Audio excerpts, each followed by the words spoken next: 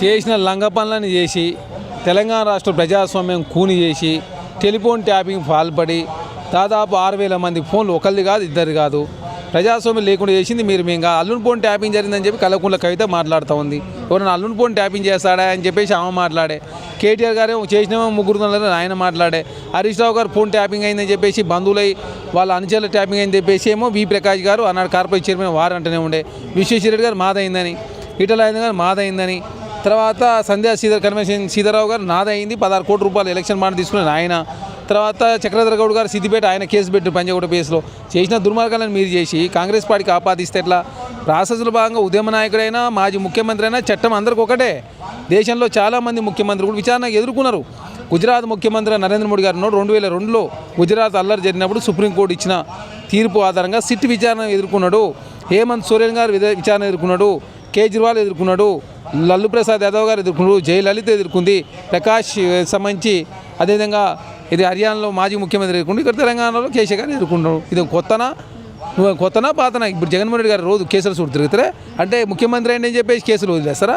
అంటే ముఖ్యమంత్రి అని చెప్పి కాంగ్రెస్ పార్టీ అవమానించడానికి విచారణ చేపట్టింది అని చెప్పేసి అంటున్నారు. మొత్తం కాంగ్రెస్ పార్టీయే చేస్తుంది ఇదంతా అని చెప్పేసి అంటున్నారు. దీనికి ఏం సమాధానం చెప్తారు? ఎవరిని అవమానించే ఉద్దేశం కాంగ్రెస్ పార్టీ లేదు. తెలంగాణ రాష్ట్రంలో చట్టం అనేది ఎవరికి చుట్టం కాదు. ప్రజాస్వామ్యబద్ధంగా కాంగ్రెస్ పార్టీ ముందుకు పోతూ ఉంది. దానిలో భాగంగా బాధ్యుల మీద చర్యలు మీలాగా డైనింగ్ టేబుల్ మీద కూర్చొని ఆనాడు అర్ధరాత్రి 3 గంటలకు రేవంత్ రెడ్డి గారు 2018 డిసెంబర్ 4వ తారీఖు నాడు తలుపులు బద్దలు కొట్టి అరెస్ట్ చేసి ఆనాడు హైకోర్టు పోలీసు వాళ్ళని మందలించిన పరిస్థితి మనం చూసినాం. ఉద్యమ నాయకుడు కోదండరావు గారిని అరెస్ట్ చేయలే మీరు?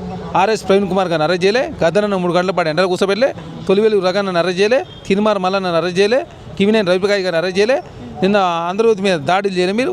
ఆంధ్రజ్యోతి రిపోర్ట్ మీద దాడులు చేస్తారు. అంతకుముందు మహాటీ మీద దాడులు చేస్తారు. ఎన్టీవీ ఏదో కథనం రాసిందని చెప్పేసి అలా మీద కేసులు పెడితే మనం ఎంత బదనాం చేశారు? అంటే చట్టం మీకు ఒక విధంగా మాకు ఒక విధంగా ఉంటుందా? చట్టాన్ని లోబడి కాంగ్రెస్ ప్రభుత్వం పనిచేస్తూ ఉంది. ప్రజాస్వామ్యబద్ధంలో మేము ముందుకు పోతా ఉన్నాం. ఎవరి మీద కూడా అక్రమ కేసులు పెట్టే ఉద్దేశం కాంగ్రెస్ పార్టీ లేదు. కాంగ్రెస్ పార్టీ అనేది చాలా ప్రజాస్వామ్యబద్ధంగా ముందుకు పోతాం. దానిలో భాగంగా ఇప్పుడు కాంగ్రెస్ పార్టీ 140 సంవత్సరాల చరిత్ర ఉంది. మా పార్టీ అకౌంట్లో 900 కోట్లు ఎట్టుంటాయి? మీ పార్టీ అకౌంట్లో 1515 కోట్లు ఎట్టుంటాయి? 9 సంవత్సరాలు ముఖ్యమంత్రి ఉన్న ఒక వ్యక్తి యొక్క పార్టీ అకౌంట్లో 1500 కోట్లు.